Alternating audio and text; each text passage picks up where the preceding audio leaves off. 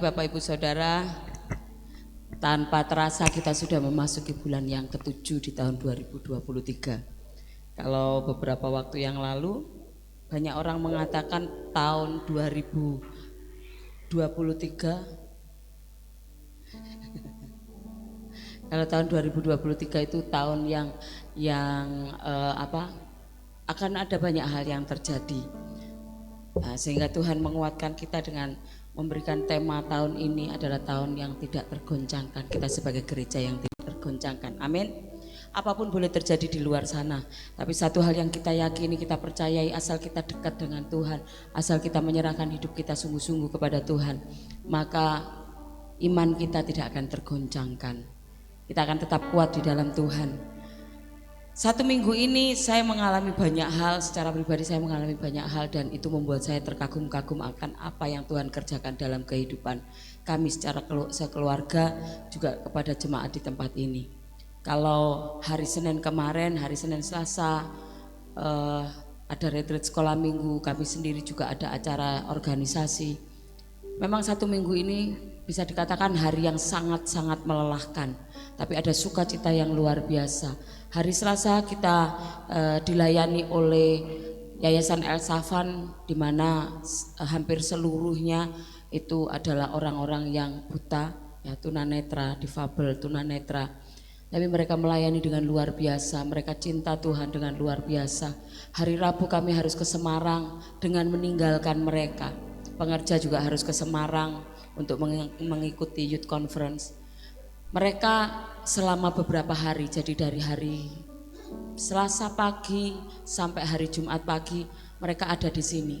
Kami tinggalkan, tapi mereka bisa melayani diri mereka sendiri, dan luar biasa. Itu menjadi sebuah motivasi buat saya secara pribadi. Kalau mereka yang mengalami kekurangan seperti itu saja dengan keterbatasan fisik mereka bisa melakukan aktivitas mereka, bahkan mereka bisa melayani Tuhan. Kenapa saya secara pribadi yang Tuhan kasih kelengkapan secara fisik tidak melayani dengan sungguh-sungguh? Jadi itu memotivasi saya secara pribadi, dan saya mengajak kita semua jemaat Tuhan di tempat ini, ayo kita lebih lagi. Kalau mereka yang memiliki keterbatasan aja mereka sungguh-sungguh melayani Tuhan, mereka tahu Tuhan sudah mau datang, apalagi kita. Ayo kita sama-sama lebih lagi di dalam Tuhan. Beberapa hari di Semarang Tuhan kerjakan banyak hal, dan itu membuat kami benar-benar, ya, ini memang waktunya kita lebih lagi melayani Tuhan. Ada beberapa tempat yang mengadakan acara yang hampir sama. Mereka sama-sama mempersiapkan generasi, mempersiapkan Tuhan yang mau datang. Kalau saya gathering kemarin, mereka mengangkat tema Father's Table, meja Bapa, di mana kita akan bersukacita bersama-sama dengan Tuhan di rumah Tuhan. Kita akan bersukacita, menari, membebaskan roh kita memuji Tuhan, dan itu yang akan kita persembahkan kepada Tuhan. Pagi hari ini kita bersama-sama beribadah kepada Tuhan. Jadikan ini waktu di mana kita menyenangkan hati Tuhan lewat pujian kita, lewat penyembahan kita. Mari kita beri yang terbaik buat Tuhan. Amin. Kita datang kepada Tuhan. Bapa, kami bersyukur kalau sampai saat ini Tuhan masih memberikan kesempatan kepada kami untuk kami kembali beribadah kepada Tuhan, kembali kami melayani Tuhan. Kami rindu Tuhan, kami bersukacita bersama-sama dengan Tuhan. Kami rindu menikmati hadirat Tuhan. Kami rindu merasakan damai sejahtera, sukacita yang berlimpah-limpah, kebebasan, di mana kami ada bersama-sama dengan Bapa kami, Bapa yang senantiasa mengasihi kami, Bapa yang sudah merelakan anaknya untuk menebus dosa kami. Kami bersyukur Tuhan, sungguh kami sangat bersyukur. Kami bangga punya Engkau Tuhan, dan pagi hari ini kami mau senangkan hati-Mu melalui pujian kami, penyembahan kami, dan kami persilahkan Tuhan hadir, Tuhan tinggal, Tuhan bertahta atas pujian kami. Terima kasih Tuhan Yesus, terima kasih. Hidup kami karena percaya, bukan karena melihat, karena kami percaya kepada Tuhan yang mengasihi kami. Haleluya. Ku hidup karena percaya, Kau yang berjanji setia, pengharapanku selalu ada di dalam-Mu. Ku tidak akan menyerah meski dalam kesesakan. Seluruh hidupku dalam genggaman-Mu. Katakan dengan sungguh-sungguh, aku hidup karena percaya. Ku hidup karena percaya, Kau yang berjanji setia, pengharapanku selalu ada di dalam-Mu. Ku tidak akan menyerah meski dalam kesesakan. Seluruh hidupku dalam genggaman-Mu. Katakan, aku punya Tuhan yang besar. Aku punya Tuhan yang besar, yang telah berjanji dan sanggup menggenapi imanku. Bersepakat percaya kuasa-Nya, ku terima sekarang kemenangan dari-Mu. Saudara, kita semua bangkit berdiri, kita mau katakan, ku hidup karena percaya, Kau yang berjanji setia, pengharapanku selalu ada di dalam-Mu. Amin Tuhan, haleluya. Ku tidak akan menyerah meski dalam kesesakan.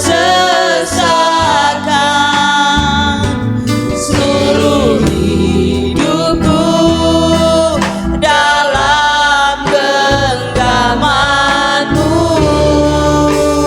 Bersama katakan dengan iman kita, aku punya Tuhan yang besar, ya Tuhan, yang telah berjanji dan sanggup menggenapi imanku. Bersepakat percaya kuasa-Nya, ku terima sekarang kemenangan.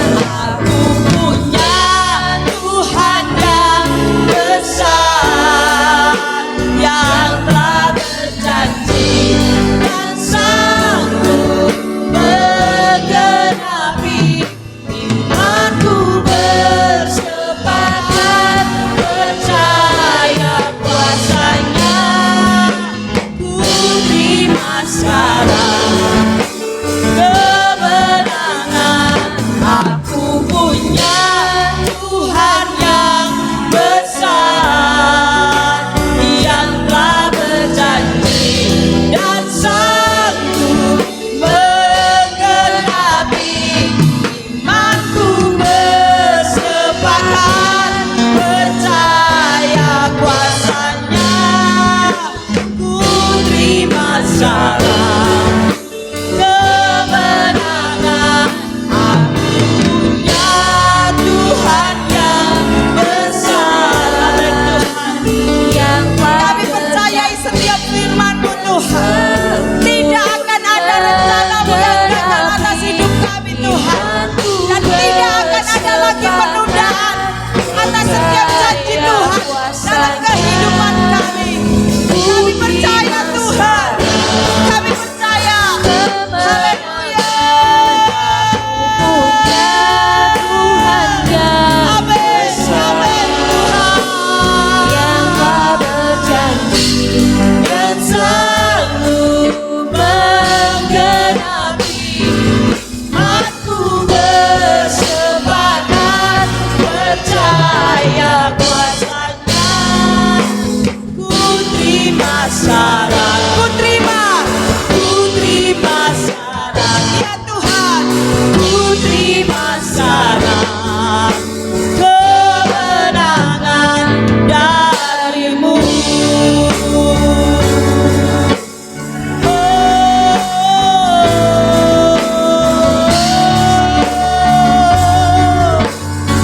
Kami terima kemenangan dari Engkau Tuhan. Haleluya, haleluya. Haleluya.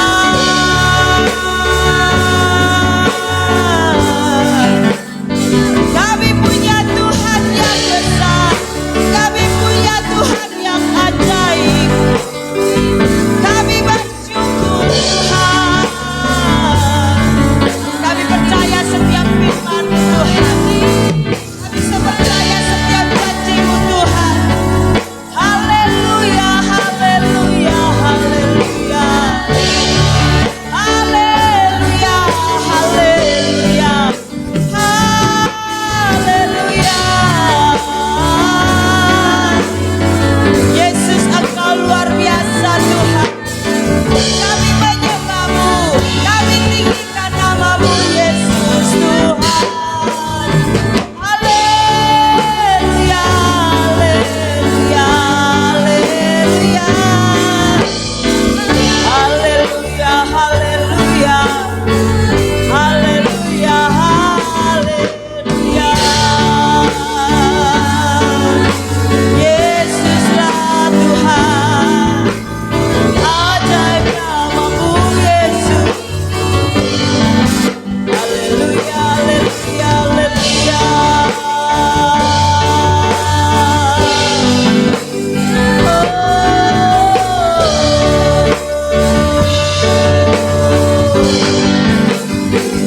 Yesus Tuhan. Haleluya, haleluya, haleluya, haleluya, haleluya. Lalabaya, lalabaya, lalabaya. Kami percaya kuasa-Mu Yesus. Kami percaya kuasa-Mu Tuhan. Haleluya, haleluya, haleluya, haleluya, haleluya. Haleluya.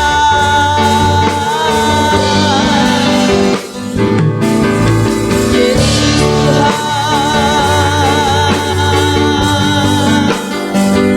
Sungguh besar, sungguh ajaib Engkau Yesus. Haleluya. Hidup kami bukan karena melihat, tetapi hidup kami karena percaya Tuhan. Karena kami punya iman yang besar kepada-Mu Tuhan. Kami percaya sekalipun kami belum melihat. Dan kami percaya tidak ada firman-Mu yang tertunda. Setiap firman-Mu jadi atas setiap kehidupan kami Tuhan.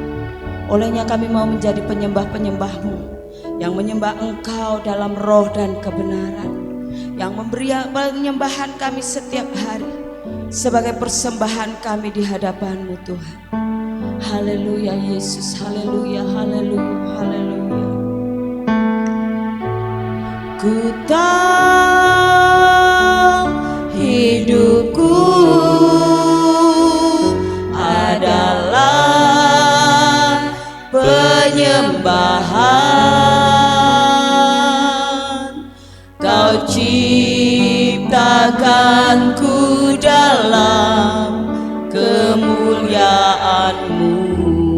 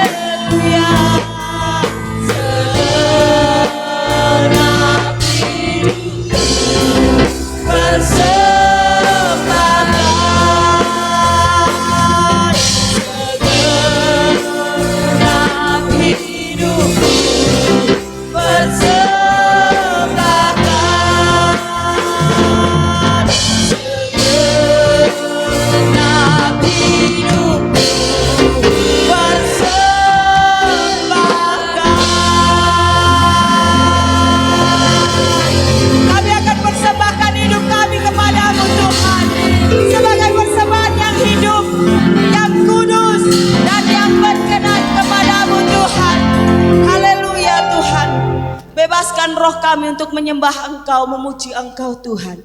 Karena kami mau menikmati hadirat-Mu, kami mau menikmati kebahagiaan bersama-sama dengan Engkau Tuhan. Di dalam nama Tuhan Yesus, haleluya, amin. Sekarang saya sudah bebas. Haleluya.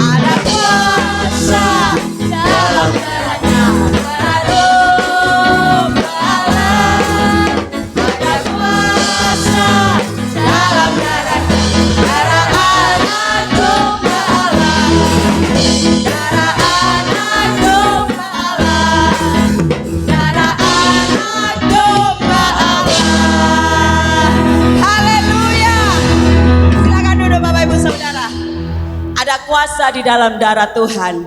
Kalau Tuhan sudah menebus kita melalui pengorbanannya, kita diberikan kuasa oleh Tuhan. Bahkan kuasa untuk menginjak kalajengking dan maut tidak bisa menguasai kita. Darah Yesus menghapuskan segala dosaku. Haleluya.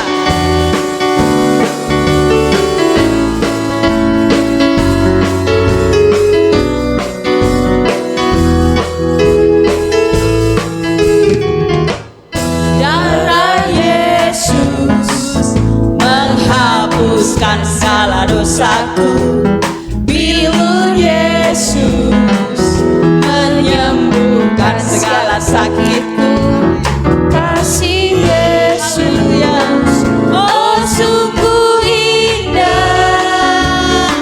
kasih dan kuasanya tiada berubah. Darah Yesus, darah Yesus menghapuskan segala dosaku, bilur Yesus menyembuhkan segala sakitku, kasih Yesus, oh sungguh indah,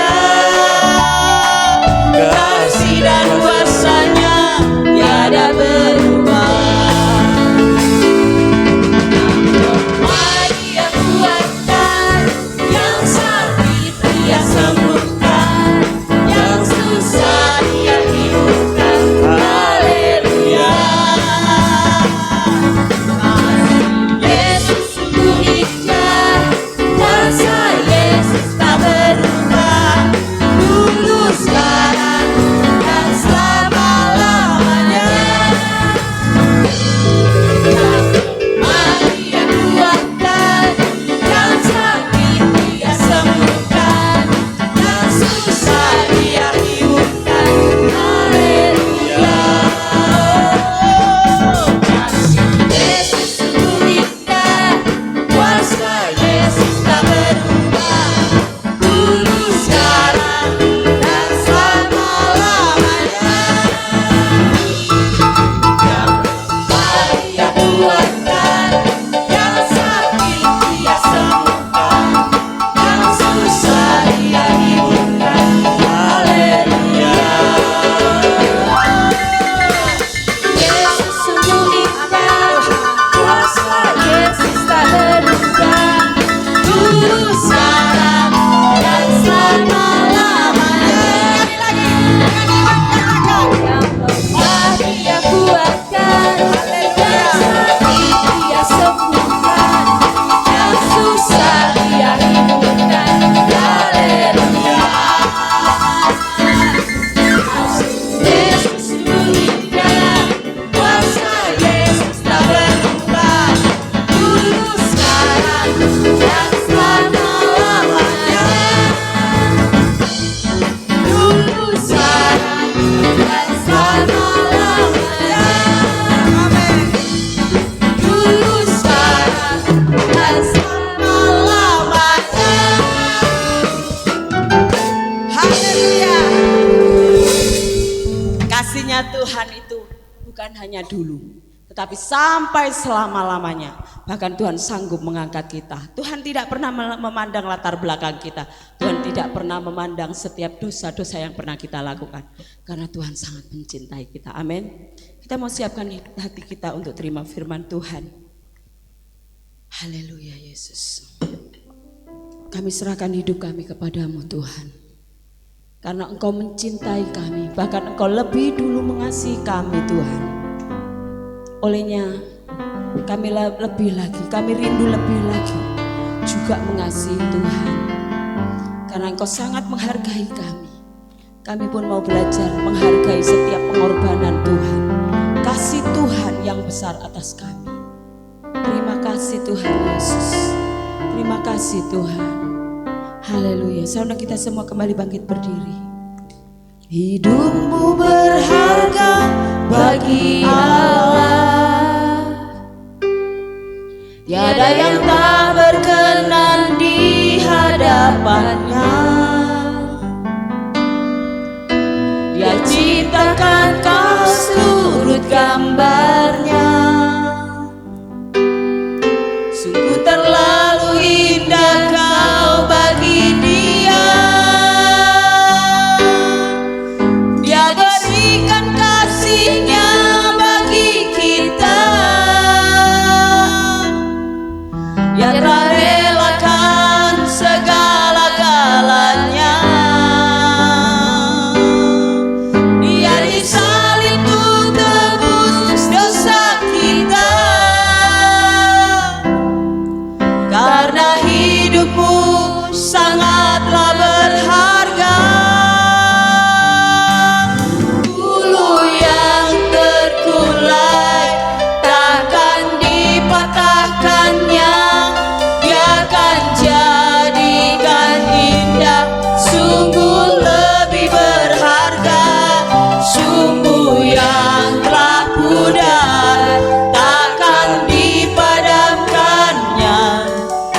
akan jadikan terang untuk kemuliaan-Nya. Bapak Ibu Saudara, bagi Tuhan kita adalah ciptaan yang sangat berharga. Sekalipun mungkin kita seringkali mengecewakan Tuhan, seringkali kita jatuh bangun dalam dosa, tapi Tuhan tetap memandang kita berharga. Tuhan sangat mengasihi kita, Dia sangat peduli atas kehidupan kita. Olehnya, mari sama-sama hargai setiap pengorbanan Tuhan. Datang kepada Tuhan dengan kerendahan hati, beri yang terbaik buat Tuhan. Waktumu yang hanya beberapa detik, beberapa menit, beberapa jam untuk Tuhan, berikan itu sebagai persembahan yang terbaik dalam hidup kita.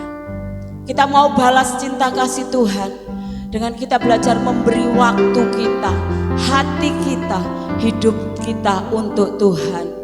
Haleluya Yesus. Amin Tuhan. Hidupmu berharga bagi Allah, tiada yang tak berkenan di hadapan-Nya. Dia ciptakan kau seturut gambar-Nya, sungguh terlalu indah kau bagi Dia. Dia berikan kasih-Nya bagi kita. Dia telah relakan segala-galanya. Dia disalib untuk tebus dosa kita. Karena hidupmu sangatlah berharga. Bulu yang terkulai takkan dipatahkannya. Dia akan jadikan indah, sungguh lebih berharga. Sungguh yang telah pudar akan dipadamkannya. Dia akan jadikan terang untuk kemuliaan-Nya.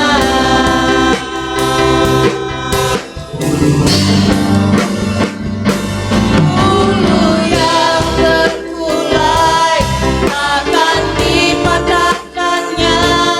Dia akan jadikan indah, sungguh lebih berharga. Sungguh yang telah pudar akan dipadamkannya. Dia akan jadikan terang untuk kemuliaan-Nya. Bulu yang terkulai akan dipatahkannya. Dia akan jadikan indah, sungguh lebih berharga. Sungguh yang telah pudar akan dipadamkannya. Dia akan jadikan terang untuk kemuliaan-Nya. Dia akan jadikan terang untuk kemuliaan-Nya. Dia akan jadikan terang untuk kemuliaan-Nya. Tuhan, sungguh kami mengucap syukur karena Engkau adalah pribadi yang sungguh luar biasa bagi kami. Ajari kami selalu mengerti bahwa Engkau begitu sangat baik buat kami Tuhan. Ajari kami memahami jalan-jalan-Mu yang luar biasa bagi kami, agar kami benar-benar boleh berada selalu di dalam anugerah, kemurahan, kebenaran-Mu Tuhan. Dan buat kami, tolonglah kami supaya kami benar-benar menyadari atas segala hal dalam hidup kami yang harus bergantung sepenuhnya kepada Tuhan. Dan oleh sebab itu ya Bapa, mari pagi hari ini Engkau bekerja di tengah-tengah kami, Engkau berkarya atas kami, Engkau mengerjakan apa yang menjadi rencana-Mu bagi kami semua ya Tuhan. Oleh sebab itu ya Bapa, kami sediakan hidup kami untuk kami boleh belajar firman-Mu pada pagi hari ini ya Tuhan. Itu bungkus kami semua dengan darah anak domba Allah, jagai dengan pasukan malaikat-Mu dan pagari kami senantiasa dengan kasih setia serta tembok berapi-Mu, agar segala kebenaran yang kami pelajari, kami dengarkan pada pagi hari ini sungguh-sungguh akan membuat kami menjadi semakin mengerti karya dan anugerah Tuhan di dalam setiap kehidupan kami. Terima kasih Tuhan, terima kasih Tuhan, terima kasih Tuhan. Engkau sungguh baik, Engkau luar biasa baik, Engkau sangat-sangat baik bagi kami. Terima kasih buat anugerah-Mu, terima kasih buat kemurahan-Mu, terima kasih buat kasih sayang-Mu. Terima kasih karena Engkau selalu mengingatkan kami atas kebenaran demi kebenaran dalam hidup kami. Terima kasih Tuhan, terima kasih. Dan sekarang kami siap untuk mendengar dan melakukan setiap firman Tuhan demi nama Tuhan Yesus Kristus. Haleluya, kita semua yang siap katakan amin. Silakan duduk Bapak Ibu Saudara kasih Tuhan. Shalom. Selamat pagi. Semangat pagi. Puji Tuhan, walaupun mungkin ada yang belum sempat sarapan, tapi tetap semangat pagi. Sekali lagi katakan semangat pagi. Haleluya. Puji Tuhan. Bapak Ibu Saudara yang dikasihi Tuhan, mari kita akan sama-sama belajar firman Tuhan pada pagi hari ini. Masih ada kaitannya dengan gereja yang tidak tergoncangkan. Kita akan belajar dari kisah Nuh Bapak Ibu Saudara, tetapi kita tidak akan belajar atau mempelajari seluruh kisah lengkapnya, tetapi beberapa bagian saja yang tertulis dalam Alkitab yang akan kita pelajari sebagai pembelajaran kita pada kesempatan pagi hari ini. Mari kita akan membuka Alkitab kita di dalam Kejadian pasal 6 ayat yang ke-8. Kejadian pasal yang ke-6 ayat yang ke-8. Kejadian pasal 6 ayat yang ke-8 kita baca sama-sama. 1, 2, 3. Tetapi Nuh mendapat kasih karunia di mata Tuhan. Sekali lagi. Tetapi Nuh mendapat kasih karunia di mata Tuhan. Amin. Terima kasih buat kerjasama yang baik. Bapak Ibu Saudara, di sini ada kata tetapi. Berarti ada sesuatu yang terjadi di seputaran hidup Nuh yang kemudian kata ini menjadi muncul. Nah, Bapak Ibu Saudara bisa baca kisah lengkapnya di ayat yang sebelumnya. Intinya bahwa, atau saya bacakan ayat 5 sampai 7 saja Bapak Ibu Saudara untuk melihat gambarannya. 5 sampai 7 saya baca. Ketika dilihat Tuhan bahwa kejahatan manusia besar di bumi dan bahwa segala kecenderungan hatinya selalu membuahkan kejahatan semata-mata, maka menyesallah Tuhan bahwa Ia telah menjadikan manusia di bumi dan hal itu memilukan hatinya. Berfirmanlah Tuhan, aku akan menghapuskan manusia yang telah kuciptakan itu dari muka bumi, baik manusia maupun hewan dan binatang melata dan burung-burung di udara, sebab aku menyesal bahwa aku telah menjadikan mereka. Lalu kemudian muncul ayat yang ke-8, tetapi Nuh dan seterusnya tadi. Nah, berarti Bapak Ibu Saudara, kasih karunia yang didapatkan oleh Nuh itu akan menghindarkan dia dari bencana yang akan terjadi, dari malapetaka yang akan terjadi, dari penghancuran yang akan terjadi, dari pemusnahan dan pembinasaan yang akan terjadi. Karena di ayat yang kita baca sebelumnya tadi bahwa disebutkan Tuhan akan memusnahkan baik manusia, hewan, binatang, burung di udara dan semuanya akan dibinasakan. Nah, tetapi Nuh mendapat kasih karunia. Dan kita tahu faktanya bahwa pada akhirnya Nuh tidak ikut dalam pemusnahan itu. Dengan cara bagaimana? Nuh disuruh Tuhan buat bahtera. Kemudian ketika Nuh masuk ke dalam bahtera, kemudian Tuhan kirim hujan, banjir dan begitu rupa sehingga bumi tertutup dengan air selama kurang lebih 150 hari kalau tidak salah. Nah, Bapak Ibu Saudara ini kasih Tuhan, kasih karunia yang didapatkan Nuh itu membuat dia terlepas, terhindar, terluput dari malapetaka yang menimpa dia. Nah, kaitannya apa Bapak Ibu Saudara dengan tema kita? Bahwa kita perlu mendapatkan kasih karunia agar kalau mungkin situasinya Tuhan izinkan terjadi ada hal-hal yang tidak menyenangkan, ada dalam tanda kutip kehancuran, ada dalam tanda kutip malapetaka yang mungkin Tuhan izinkan terjadi, kita akan tetap mendapatkan kasih karunia di mata Tuhan. Yang rindu dapatkan kasih karunia katakan amin. Jadi penting Bapak Ibu Saudara, kasih karunia ini, anugerah, kalau dalam bahasa Inggrisnya disebut favor, kemurahan hati Tuhan, lengkaplah di situ kata itu gitu ya. Jadi tidak hanya sekedar kasih karunia, segala macam kebaikan Tuhan ada di dalamnya. Jadi penting untuk kita mendapatkan kasih karunia itu supaya kalau hal-hal yang buruk dalam tanda kutip terjadi, kita akan mendapatkan perlindungan, keselamatan. Sekalipun tidak berarti bahwa mungkin saja kita tidak mengalami seperti yang orang lain alami. Namun setidaknya kasih karunia itu akan mengcover kita, melindungi kita, menjagai kita. Sekalipun mungkin situasinya sama-sama kita rasakan tidak baik, tetapi karena kita mendapatkan kasih karunia, kita masih diizinkan Tuhan tetap bertahan hidup. Katakan haleluya. Jadi Bapak Ibu Saudara, mari sadari bahwa kita butuh kasih karunia. Mari katakan bersama, aku butuh kasih karunia. Nah, apa yang dilakukan oleh Nuh sehingga ia mendapatkan kasih karunia itu? Ayat 9 mari kita baca. Inilah riwayat Nuh. Nuh adalah seorang yang benar dan tidak bercela di antara orang-orang sezamannya. Dan Nuh itu hidup bergaul dengan Allah. Ada 3 hal dari satu ayat 9 ini Bapak Ibu Saudara yang bisa kita pelajari bersama sehingga Nuh mendapatkan kasih karunia di mata Tuhan. Yang pertama tadi kita sudah baca, Nuh adalah seorang yang benar. Kata benar dalam bahasa aslinya mengandung makna dia itu sah. Sah itu artinya sesuai hukum atau taat hukum. Jadi hidup Nuh itu berpadanan pada hukum. Peraturan-peraturan yang ada, peraturan-peraturan yang Tuhan tetapkan dilakukan, dikerjakan. Maka Nuh mendapatkan kasih karunia. Itulah yang dikatakan sebagai hidup benar di mata Tuhan. Jadi Bapak Ibu Saudara, kalau kita mau belajar dapat kasih karunia, belajar yuk hidup benar.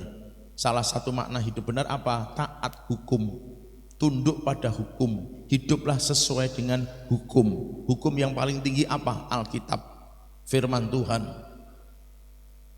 Itu hukum yang paling tinggi. Jadi marilah hidup sesuai firman Tuhan. Kasih tahu kanan kiri, katakan mari hidup sesuai firman Tuhan.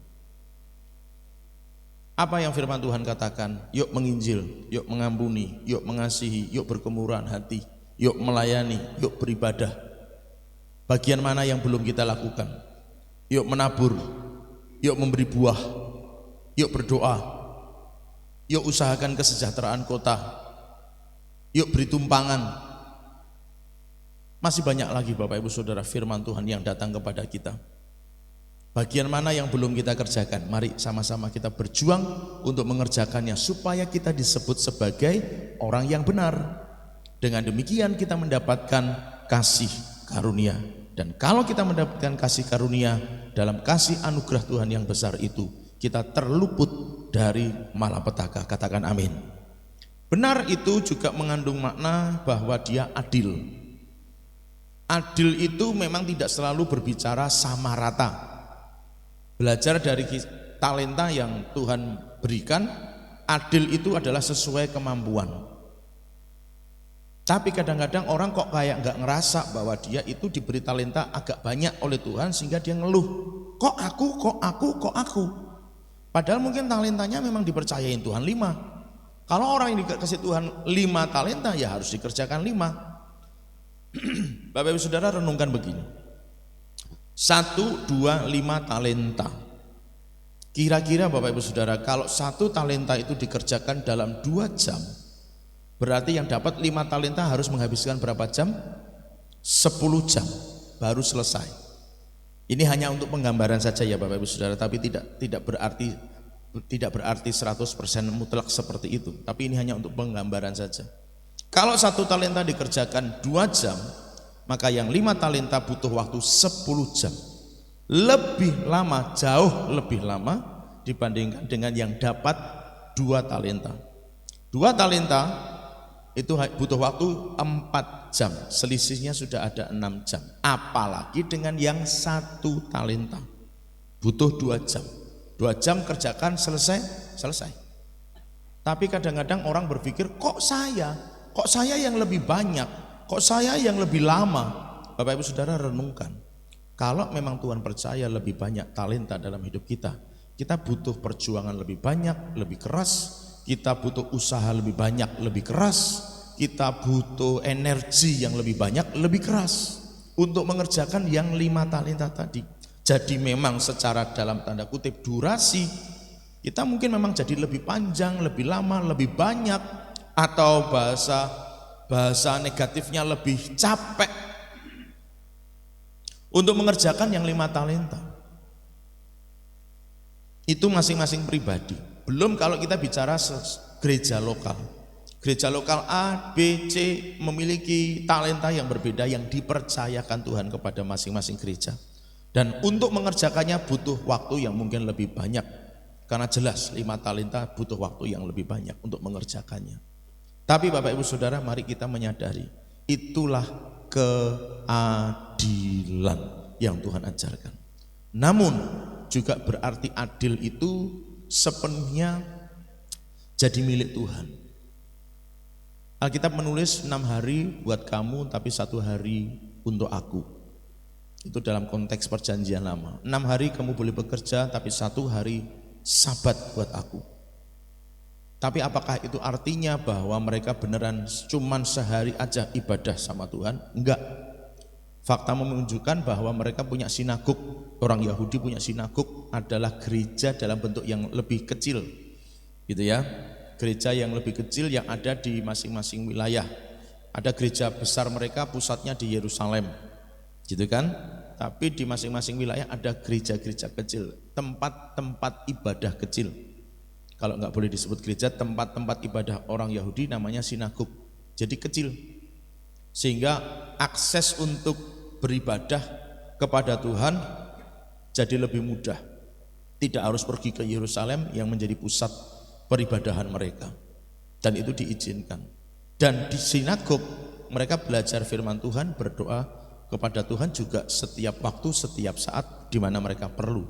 Jadi artinya dalam hukum yang berbunyi 6 hari untuk kamu, kata Tuhan, 1 hari untuk aku, tidak berarti mati. Mati dalam pengertian bahwa hukum itu bicara kayak begitu tok sama sekali. Tidak. Faktanya bahwa tiap hari, tiap saat, kapanpun mereka perlu Tuhan, mereka akan pergi ke sinagog untuk berdoa kepada Tuhan. Dalam kemudian kita yang pelajari Kisah Rasul 2 dan 4 berbicara bahwa setelah mereka hidup dipenuhi Roh Kudus, tiap hari mereka berkumpul, walau tidak di bait suci, tapi mereka berkumpul di rumah masing-masing secara bergiliran untuk memecahkan roti dan berdoa. Jadi adil adalah bahwa seluruh hidup kita persembahkan, seluruh waktu kita persembahkan kepada Tuhan. Tapi apakah benar bahwa Tuhan benar-benar minta 24 jam 1 hari dan 7 hari dalam 1 minggu waktu kita untuk Tuhan? Faktanya juga tidak. Bahwa manusia tetap diberikan kebebasan oleh Tuhan untuk bekerja, untuk berkarir. Tetapi di dalam kesemuanya itu yang harus kita pahami, yang harus kita miliki, yang harus kita lakukan adalah bahwa kita mesti mengakui seluruh hidup kita milik Tuhan. Katakan amin. Jadi adil adalah bicara soal seluruh hidup kita yang kita persembahkan kepada Tuhan. Itu adil. Alasannya jelas. Kristus telah mati seluruh hidupnya. Bapa yang di surga menjelma jadi manusia di dalam Yesus Kristus. Bahasa Filipi, mengosongkan diri, meninggalkan rupa Allah. Kesetaraan dengan Allah dia tinggalkan dan mengambil rupa seorang hamba. Taat sampai mati, bahkan mati di kayu salib. Pengorbanannya sudah luar biasa. Kalau dipakai istilah manusia, seluruh hidupnya sudah dikorbankan buat menyelamatkan kita. Maka keadilan berbicara bahwa mari sekarang hidup kita seluruhnya, apapun yang ada pada kita, itu semua persembahkan kepada Tuhan. Katakan amin. Itu adil. Karena dia sudah berkorban, maka sekarang waktunya kita berkorban bagi dia. Dengan cara berikan seluruh hidup kita. Demi apa? Kemuliaannya dinyatakan. Demi apa? Supaya jiwa-jiwa semakin lebih banyak lagi diselamatkan. Itu namanya adil. Itu namanya adil. Nah, yang kadang-kadang terjadi dalam hidup orang percaya adalah bahwa seseorang telah meminta kepada Tuhan begitu banyak berkat. Berkati usahaku, berkati keluargaku, berkati rumah tanggaku, berkati anak-anakku, berkati pasanganku, berkati ternak-ternakku, berkati sawah ladangku, berkati semua yang ada dalam hidupku. Minta berkat, minta berkat, minta berkat. Tetapi kemudian, maaf bicara Bapak Ibu Saudara, beberapa orang percaya sudah menerima, tapi susah memberi, susah memberi. Dengan berbagai macam alasan. Padahal dia pengen diberkati hidupnya. Waktu maaf bicara ya usahanya mulai seret, perusahaannya mulai omsetnya menurun. Doanya Tuhan tolong bangkitkan. Singkat bahasanya berkati supaya omsetnya bisa lebih naik. Tapi waktu omsetnya dibuat Tuhan naik, apa yang terjadi? Naburnya susah, persembahannya susah, persepuluhannya juga susah, memberinya susah. Tidak hanya soal duit, tetapi soal waktu, tenaga, pikiran. Bapak Ibu Saudara renungkan, di mana keadilan itu ada? Kalau mau belajar hidup benar seperti Nuh supaya dapat kasih karunia di mata Tuhan, belajar hidup adil, hidup sesuai hukum. Lalu juga ada istilah terjemahan dalam bahasa Inggris dalam ayat ini bahwa Nuh adalah orang yang benar, itu adalah dia godly man. Jadi seperti manusia dewa, tapi dalam hal karakter. Jadi hidupnya itu seperti Tuhan, setengah Tuhan kira-kira gitu ya, godly man. Berarti hidup Ayub itu benar-benar menjaga, bahkan orang bisa menyebutnya sebagai seperti Tuhan. Kearifannya, kebijakannya, kebajikannya, kerendahan hatinya, kasihnya, pengampunannya, kemurahan hatinya, dan seterusnya dan sebagainya, seperti Tuhan. Dan itulah hidup yang benar di hadapan Tuhan. Kalau mau dapat kasih karunia di mata Tuhan supaya terluput dari hal-hal yang buruk di masa yang akan datang, mari belajar hidup sebagai orang benar, yaitu karakter kita seperti Tuhan. Bahwa hidupku bukannya aku lagi, aku Erik ini sudah tidak ada, melainkan Kristus yang tinggal di dalam. Saya ditegur, diingatkan Tuhan soal itu Bapak Ibu Saudara, melalui seseorang yang tidak saya duga dan saya sangka. Tapi saya belajar, ya itulah Tuhan sedang ngomong kepada saya. Untuk saya, aku ini siapa sih? Hidupku bukannya aku lagi, tapi Kristus yang tinggal di dalam aku. Kristus, bukan Erik lagi. Erik sudah mati karakternya, yang ada tinggal Kristus. Waktu orang lihat Erik, orang harus bisa lihat Kristus. Tapi berapa banyak orang masih, ini loh aku, ini loh kesenanganku. Kristusnya seolah-olah kayak gak ada Bapak Ibu Saudara. Dan itu tidak bisa membuat kita jadi benar di hadapan Tuhan. Kalau tidak benar, tidak dapat kasih karunia di hadapan Tuhan. Kalau itu yang terjadi, pada masa-masa mungkin ada hal-hal yang luar biasa nanti terjadi.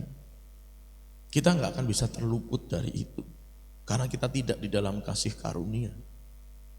Kalau saya boleh pinjam bahasa Wahyu Bisa jadi orang yang tidak dapat kasih karunia kayak Nuh gini ini di mata Tuhan, pada saat masa kesusahan besar, kalau itu diizinkan Tuhan terjadi pada gerejanya, orang ini nggak masuk dalam perlindungan Tuhan. Seperti yang dijanjikan dalam kitab Wahyu juga gitu kan. Masa pengangkatan dia nggak akan ngikutin. Bisa jadi kayak begitu. Saya tidak memastikan, tetapi bisa jadi kalau tidak mendapatkan kasih karunia. Maka Bapak Ibu Saudara harus belajar, yuk jadi orang yang benar. Benar itu artinya apa? Salah satunya adalah hidup kita kayak Tuhan. Kristus yang tinggal di dalam aku, bukan aku lagi.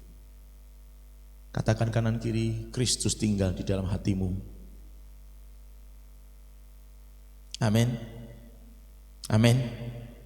Yuk Bapak Ibu Saudara, supaya hidup kita benar. Yang kedua Bapak Ibu Saudara, tidak bercela. Tidak bercela. Nuh adalah orang yang tidak bercela di antara orang-orang sezamannya. Ada terjemahan lain dalam bahasa Inggris dikatakan di generasinya. Kalau saya membayangkan, walaupun mungkin ini juga tidak benar barangkali pengertian ini, bahwa saya membayangkan orang sezamannya itu zamannya Nuh. Lah zamannya Nuh itu pengertian saya bisa jadi itu dalam masa hidupnya Nuh. Nuh itu umurnya sampai 969 ya. Setahun hidupnya. Supaya ngitungnya gampang, 900-an tahun hidupnya. Jadi selama 900-an tahun itu, dia hidup itu, dia tidak bercela. Bahkan di antara orang-orang yang umurnya segitu, selama hidupnya Nuh, di antara mereka semua, Nuh hidupnya tidak bercela. Jadi kalau saya bayangkan, di antara semua penduduk yang ada pada waktu itu, dalam kurun waktu yang 900-an tahun tadi, hanya Nuh yang hidupnya tidak bercela. Kalau kita persempit dengan menggunakan kata generasi, pemahaman saya satu generasi itu adalah generasi yang selevel aja dengan Nuh. Beda, yang lebih muda tidak dianggap, yang lebih tua tidak dianggap. Iya, itu satu generasi dalam pemikiran saya. Dalam saya membayangkan, anggap saja begitu. Itu berarti hitungannya lebih sempit. Karena itu orang yang seumuran dengan Nuh. Gitu kan? Tetapi sekalipun demikian, Alkitab menulis dengan jelas, di antara orang-orang sezamannya, di antara generasinya, hidup Nuh tidak bercela. Luar biasa loh Bapak Ibu Saudara. Luar biasa. Di antara yang seumur dengan dia, hidupnya tidak ada yang seperti Nuh, yang tidak bercela di hadapan Tuhan. Tidak bercela itu dalam bahasa aslinya mengandung makna komplit. Komplit, saya tidak perlu menerangkan lebih banyak soal kata komplit, karena saya percaya Bapak Ibu Saudara pasti tahu. Komplit artinya komplit, ya komplit, nggak ada yang kurang gitu kan kira-kira. Sehat, itulah yang disebut tidak bercela. Sehat dalam perjanjian baru, semoga roh, jiwa dan tubuhmu terpelihara sempurna hingga akhir zaman. Kira-kira seperti itu. Apanya yang sehat? Rohnya sehat, jiwanya sehat, tubuhnya sehat. Itu namanya hidup tidak bercela di hadapan Tuhan. Jadi kalau orang sakit itu bercela, ya saya tidak ngomong begitu. Tapi yang namanya sehat dalam Alkitab itu mengandung trikotomi manusia. Roh, jiwa, tubuh itu harus sehat. Karena begini faktanya, ketika roh jiwa sehat, tubuh enggak sehat, enggak maksimal. Sebaliknya, tubuh sehat, roh sehat, jiwa enggak sehat, enggak maksimal. Atau tubuh sehat, jiwa sehat, roh enggak sehat, enggak maksimal. Yang artinya roh, jiwa dan tubuh seluruhnya harus sehat. Maka mari jaga kesehatan roh, jiwa dan tubuh kita. Waduh, pengen ini semangat melayani, berapi-api, tapi tubuhnya sudah mulai terbatas karena kondisi tidak sehat. Maksimal enggak akhirnya? Enggak maksimal kan saudara. Tubuhnya sehat nih, bisa masih kuat, jalan 3 km, 10 km mendaki gunung masih kuat. Jiwanya sehat, tidak gila gitu kan. Tapi rohnya nggak pernah doa, jarang baca Alkitab. Ya melempem juga melayani Tuhannya. Walau masih kuat sebenarnya tubuhnya. Tapi pasti diajak ibadah saja susah, saudara. Apalagi diajak sama-sama melayani. Renungkan baik-baik bahwa tidak bercela itu sehat, roh, jiwa, tubuh. Itu tidak bercela. Itu yang membuat mendapat kasih karunia. Jadi Bapak Ibu Saudara, mari sama-sama mulai kita lihat ke dalam. Rohku sehat enggak? Roh itu yang berhubungan dengan rohani. Ibadah, pelayanan, mengerjakan karunia, talenta yang Tuhan percayakan. Sehat enggak? Jiwanya sehat enggak? Jiwa yang sehat itu kaitannya dengan hati, misalnya salah satunya dengan pikiran. Hati yang gembira adalah obat, berarti kalau sakit mungkin hatinya kurang gembira misalnya. Masih kepahitan, sakit hati, nyimpen amarah, dendam, kejengkelan yang masih berkepanjangan, susah mengampuni, susah melepaskan maaf. Misalnya, Bapak Ibu Saudara, itu jiwa yang sakit kalau memang masih ada kepahitan, kesombongan. Jiwanya masih sakit. Kalau memang masih ada, oh iya aku masih jengkel sama si A. Aku masih nggak suka kalau ketemu dia. Aku nggak kepingin ketemu dia. Kalau masih ada yang begitu dalam hati, berprinsip begitu, punya sikap begitu, jiwa kita sakit, Bapak Ibu Saudara. Jiwa orang itu sakit, perlu disembuhkan. Ini bercela, yang seperti ini menyebabkan hidup kita bercela dan tidak akan dapat kasih karunia di mata Tuhan. Tidak akan terluput dalam masa-masa yang sukar. Lalu berintegritas itu namanya tidak bercela. Ya di atas ya, tidak di atas tidak. Kata firman Tuhan, selebihnya berasal dari si jahat. Jika ya, katakan ya. Jika tidak, katakan tidak. Selebihnya itu berasal dari si jahat. Maaf saudara. Itu integritas. Kalau janji selesai dalam 3 bulan, selesai dalam 3 bulan. Kalau janji selesai dalam 1 tahun, selesai dalam 1 tahun. Itu integritas. Walau memang kadang-kadang bisa berubah, tapi yang penting ada perkataan. Maaf, saya tidak bisa tepat janji. Ini waktu molor dari yang saya janjikan. Saya minta waktu sedikit lagi untuk menyelesaikannya. Ada perkataan sedemikian. Itu bertanggung jawab namanya, Bapak Ibu Saudara. Mari belajar berintegritas dan bertanggung jawab. Salami kanan kiri, oh enggak nyampe ya. Katakan kanan kiri aja lah. Mari bertanggung jawab dan berintegritas. Lalu Bapak Ibu Saudara, tidak bercela itu artinya utuh. Nah kalau kata utuh ini dalam bahasa Inggris ada 2 kata yang dipakai. Utuh yang pertama itu memiliki makna tidak ada yang dikurangi. Kalau beli ayam utuh, ayam panggang utuh, itu berarti sak usus dan remploatinya katut. Kalau bahasa ini dalam bahasa loh ya, walaupun ini jangan diasumsikan sebagai letterleks penerapannya, tetapi dalam bahasa yang namanya makan ayam panggang utuh sak balung entek, itu baru namanya utuh. Tapi kalau nyisa balung itu belum utuh. Ini dalam bahasa, tapi kan fakta ya tidak jelas, ya nggak mungkin lah orang makan ayam panggang sak balung entek gitu kan, ya kucingnya masake sing kemblodak ning dhuwur ki mau kan ora entuk pangan kok. Saudara enggak tahu itu kok ada kucing naik ke atas. Nah, itu utuh. Jadi kalau cucuknya diketok, kukunya diketok, itu namanya nggak utuh. Jadi utuh itu hampir seperti kalau saya menggunakan kata lain adalah sempurna. Hidup tidak bercela itu utuh, Bapak Ibu Saudara. Utuh itu artinya nggak ada yang kurang sedikit pun. Utuh itu artinya juga lengkap. Lengkap tuh kalau ibarat kata saya punya seri komik Koping Ho di rak buku saya gitu ya, 10 seri itu semuanya ada. Itu baru namanya lengkap. Tapi perhatikan begini, Ada satu buku, seri yang ke-10, halaman terakhir sobek. Berarti halamannya kurang enggak Bapak Ibu Saudara? Kurang. Itu tidak lengkap. Itu tidak utuh artinya.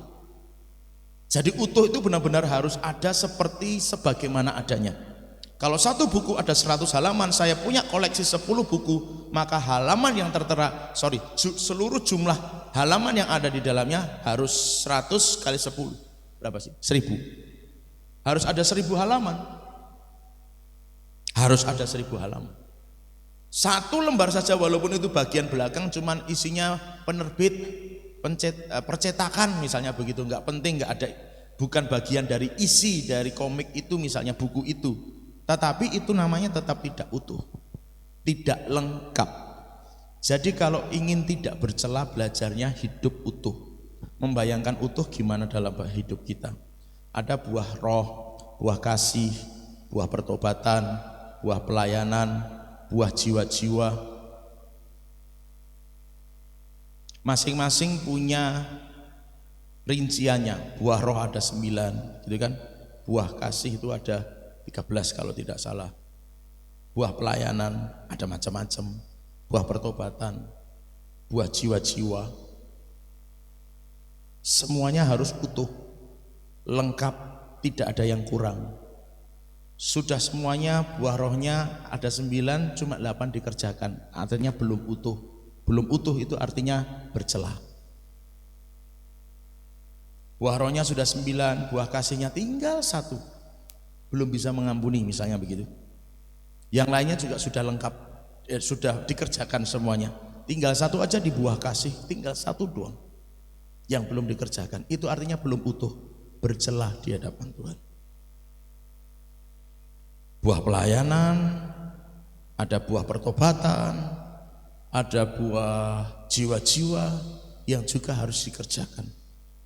Semuanya harus lengkap, tidak dikurangi, itu baru utuh. Dan itu yang namanya tidak bercela. Dan itulah yang mendatangkan kasih karunia di mata Tuhan.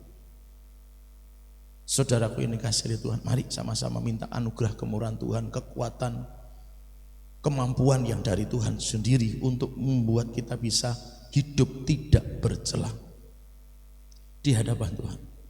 Hidup tidak bercela di hadapan Tuhan. Bapak Ibu Saudara, mari sama-sama kita minta. Enggak bisa kalau dengan kekuatan sendiri, enggak mungkin mampu Bapak Ibu Saudara. Serius, enggak mungkin mampu. Jadi kalau maaf. Jadi kalau kemudian kita hadirnya, doanya, penyembahannya hanya mungkin ketika kita ada di gereja, betapa lebih dan lebih lagi kita harus mengupayakan untuk selalu bisa hadir ke gereja. Bahkan ketika kita sudah punya jam doa yang baik di rumah secara pribadi, kita pun masih butuh. Yang ketiga Bapak Ibu Saudara, Nuh adalah seorang yang benar, tidak bercela di antara orang-orang sesamanya, dan Nuh itu hidup bergaul dengan Allah. Dalam terjemahan bahasa Inggris ada terjemahan yang berkata bahwa itu adalah kebiasaan, habit, pola hidup. Pola hidupnya Nuh itu adalah bergaul dengan Tuhan. Pola hidupnya Nuh itu bergaul dengan Tuhan. Kata bergaul dalam bahasa aslinya itu artinya bergaul dan berjalan bersama. Ibarat kata itu kalau anak-anak muda sekarang mengatakan bestie gitu ya, itu bergaul dan berjalan bersama, nongkrong di mie gacoan, itu bahasanya anak muda semua itu sudah. Mie gacoan, ada yang sudah pernah? Saya juga belum pernah sih. Tempatnya di mana saya juga nggak tahu. Tapi itu yang santer di telinga saya, mie gacoan gitu kan saudara. Berangkat nongkrong bareng, ngemi bareng, ngemol bareng, terus ngapain? Healing bareng, ngopi bareng, itu bergaul dan berjalan bersama. Mengerjakan proyek bersama, mengerjakan tugas bersama, saling membantu, saling tolong menolong bersama. Itu namanya bergaul dan berjalan bersama. Kalau cuma sekedar berteman tapi tidak bisa berjalan bersama, ide-idenya nggak pernah nyatu, walaupun berbeda tetapi nggak bisa disatukan, yaitu bukan berjalan bersama juga. Harus bisa menyatu. Oh, idenya beda, tapi bisa disatukan dan semua saling mengerti, memahami dan mengerjakan kesepakatan bersama. Itu namanya bergaul dan berjalan bersama. Bergaul dengan Allah itu ada gambarannya dalam bahasa asli. Itu bagaikan lilin, ya bisa apa saja, tapi saya pakai lilinnya. Kenapa lilin? Ada filosofinya. Bapak Ibu Saudara, kalau bensin, kenapa lilin? Itu ibarat ada api itu butuh media untuk menyala, gitu loh maksud saya. Api itu butuh media untuk menyala. Kenapa saya nggak pakai gas? Gitu kan? Karena begitu gas dinyalakan, hilang, selesai, seketika. Kenapa nggak pakai bensin? Karena begitu dinyalakan pasti meledak, malah dampaknya kurang bagus, gitu ya. Jadi supaya gambarannya enak, saya pakai lilin. Kenapa lilin? Filosofinya kan ada. Lilinnya itu kalau sudah mulai dinyalakan, untuk menjaga agar api tetap menyala, maka lilin itu harus rela terbakar, rela meleleh, rela kepanasan. Sampai si lilin habis, maka berhentilah api itu menyala atas lilin tersebut. Ibarat kata, ibarat ya, hanya sekedar ibarat. Tuhan butuh kita, bukan karena Tuhan nggak bisa, tapi ingat, Dia kepala. Kepala itu tidak bisa berjalan sendiri. Kepala itu butuh tubuh untuk mengerjakan apa yang ada dari kepala. Yang mengerti katakan amin.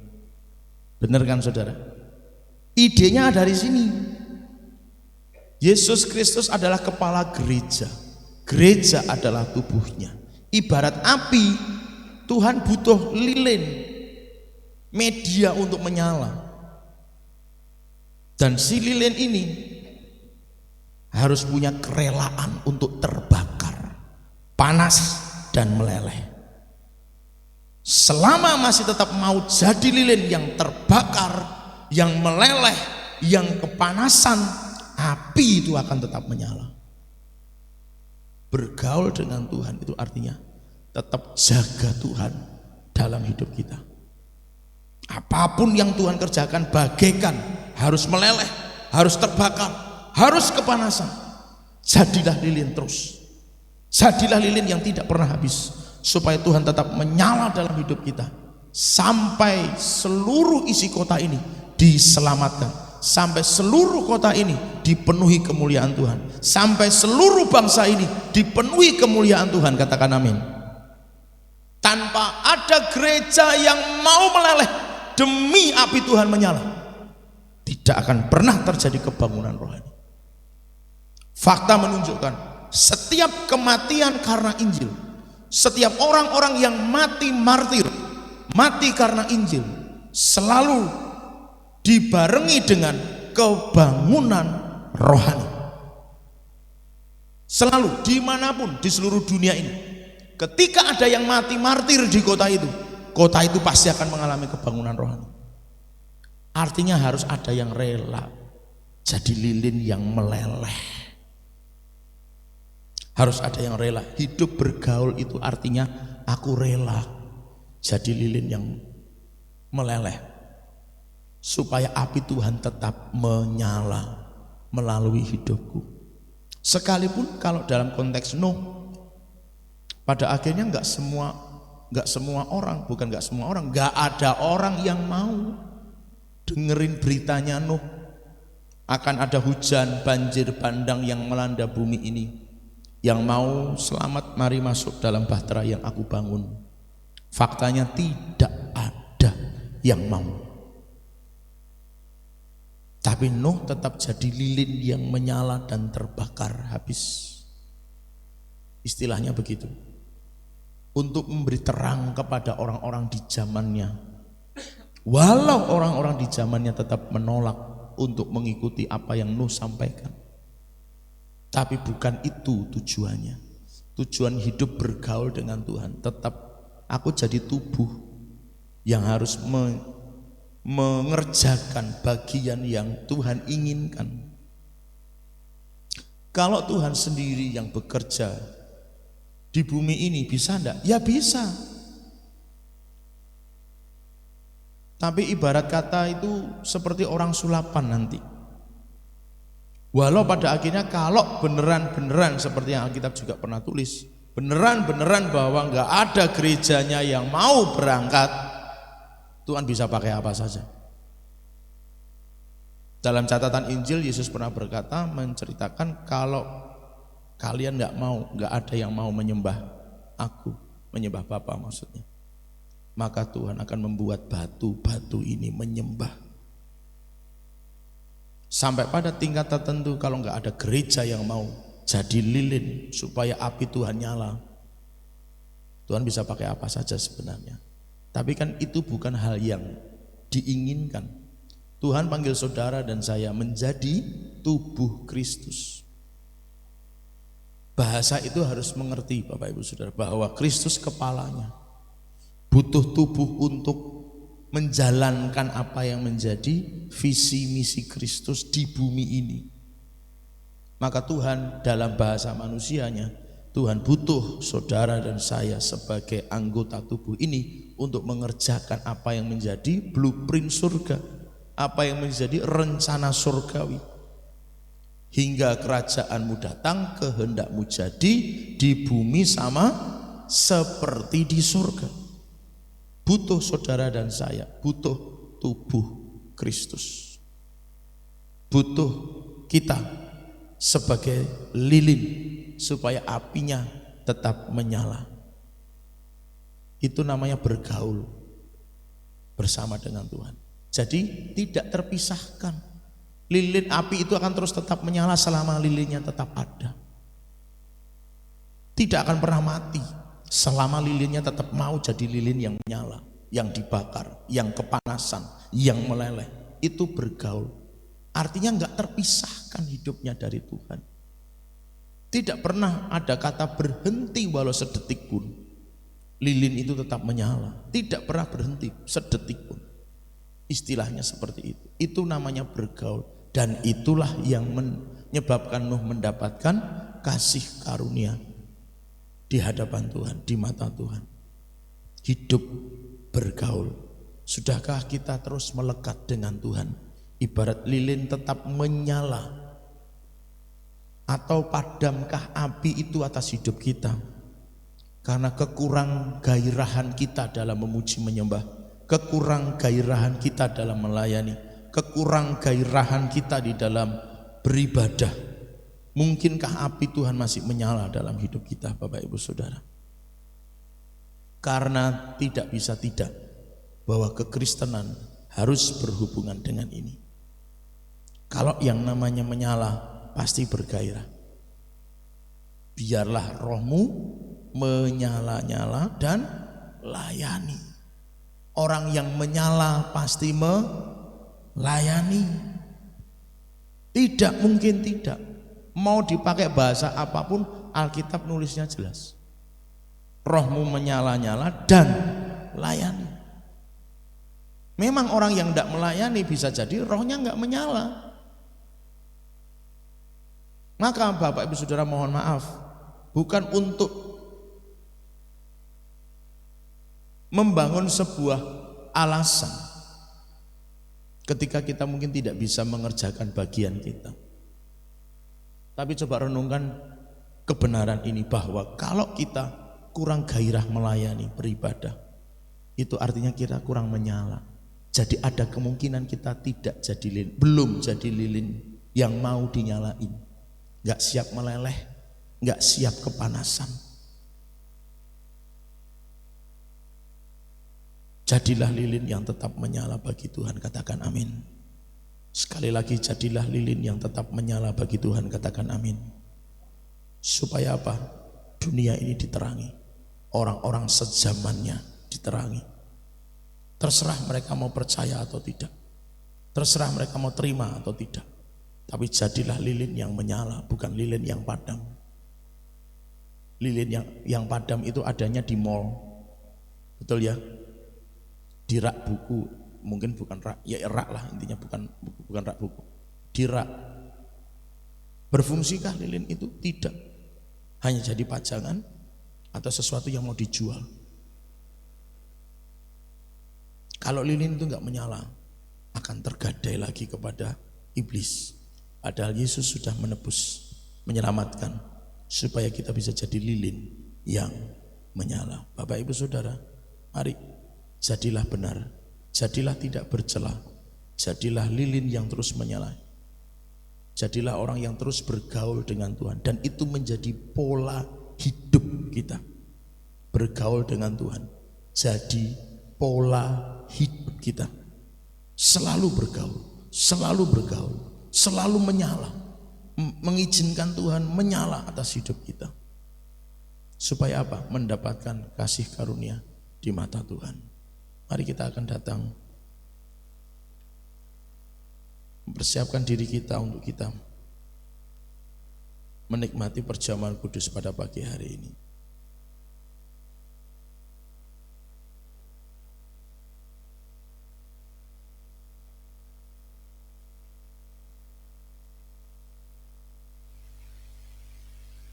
Haleluya.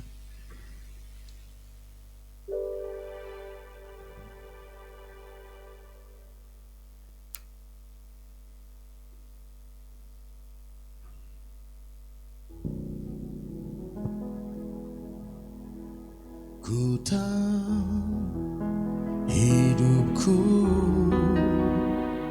adalah penyembahan. Kau ciptakan ku dalam kemuliaan-Mu.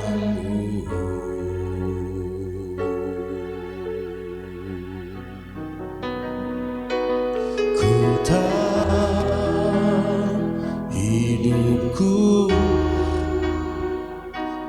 ada di mata-Mu. Segenap hidupku bersama. Biar singer saja menaikkan dari awal. Bapak Ibu Saudara berdoa secara pribadi kepada Tuhan. Mari sama-sama kita renungkan firman Tuhan. Sudahkah kita hidup benar, tidak bercela, bergaul dengan Tuhan? Karena itulah yang mendatangkan kasih karunia di mata Tuhan. Mari sama-sama berdoa. Saya berharap setiap kita berkomunikasi, berkata-kata dengan Tuhan, tidak perlu keras. Yang penting telinga saudara mendengar suara saudara, berbicara kepada Tuhan, meresponi firman Tuhan pada pagi hari ini. Sebelum kita masuk dalam perjamuan kudus.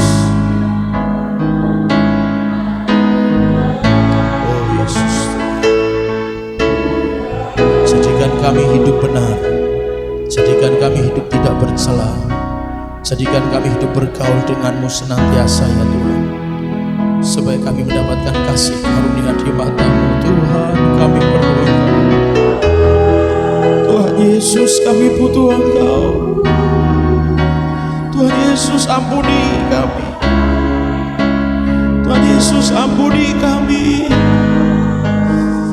Tuhan Yesus, ampuni kami. Ampuni kami. Ampuni kami Tuhan. Ampuni kami Tuhan. Ampuni kami Tuhan. Pengampunan-Mu besar turun bagi kami Tuhan. Pengampunan-Mu besar turun kepada kami Tuhan. Kami perlu Engkau, kami perlu. Makasih Tuhan. Mari para pelayan perjamuan silakan maju ke depan. Tuhan, sebentar kami mau menikmati perjamuan kudus. Engkau telah mendengar setiap kata-kata dari setiap mulut kami. Engkau mengerti setiap isi hati kami Tuhan. Ampuni kami kalau selama ini kami kurang menjaga hidup kami benar, tidak bercela dan bergaul dengan Tuhan. Kami masih menganggap hidup kami baik-baik saja dengan apa yang kami lakukan. Kami masih ngerasa kami mungkin belum perlu untuk melakukan banyak hal bagi Tuhan. Ampuni kami kalau ternyata itu bercela di hadapan Tuhan, kalau ternyata itu tidak benar di hadapan Tuhan, kalau itu ternyata menjadi seperti lilin yang mati di hadapan Tuhan. Tuhan, ampuni kami. Dan biarlah persekutuan dengan tubuh dan darah Kristus membangkitkan roh kami semakin menyala-nyala di hadapan-Mu Tuhan. Persekutuan dengan tubuh Kristus kiranya membuat kami menjadi semakin sadar bahwa sungguh Tuhan, kami membutuhkan Engkau. Kami membutuhkan kasih karunia-Mu yang lebih lagi Tuhan di dalam hidup kami ini. Oleh sebab itu ya Tuhan, persiapkan kami lebih lagi untuk kami bersekutu. Janganlah Tuhan Engkau membawa kami dalam pencobaan, tapi lepaskanlah kami dari yang jahat. Karena Engkaulah yang mempunyai kerajaan, kuasa, kemuliaan sampai selama-lamanya.